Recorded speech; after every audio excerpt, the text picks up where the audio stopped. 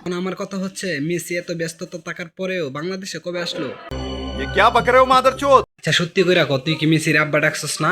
বিশ্বাস হচ্ছে না। তোর বিশ্বাস হচ্ছে না মানে তুই মেসির আব্বা ডাকছস?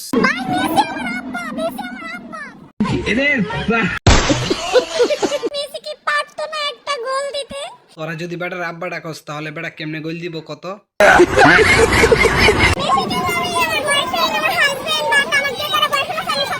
মেসির জন্য হাজবেন্ড বয়ফ্রেন্ড ছেড়ে দাও, কারণ মেসি বাদ হয়ে গেছে।